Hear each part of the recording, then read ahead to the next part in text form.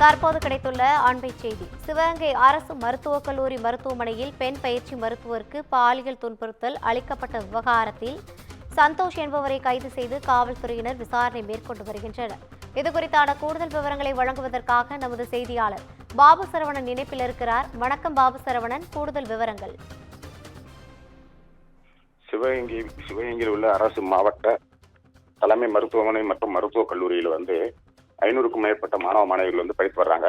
இதுல 100க்கும் மேற்பட்ட மாணவ மாணவிகள் அங்கு தங்கி பயின்று வருகின்றனர்.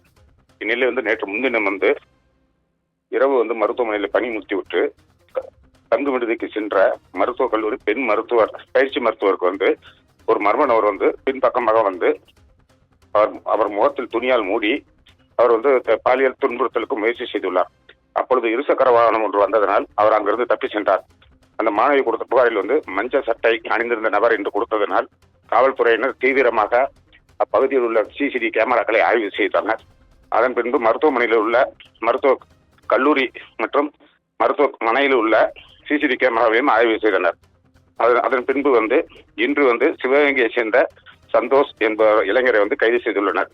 இதற்கு முன்னதாக காலையில் சென்னையில் உள்ள மருத்துவ இணை இயக்குநர் அலுவலகத்தில் இருந்து சாந்தி மற்றும் ஜெயராஜ் ஆகியோர் இன்று மருத்துவக் கல்லூரி மற்றும் மருத்துவக் கல்லூரி மாணவிகள் தங்கியிருக்கும் தங்கு விடுதியையும் ஆய்வு செய்துள்ளனர். கூடுதல் விவரங்களை வழங்கியமைக்காக நன்றி பாபு சரவணன்.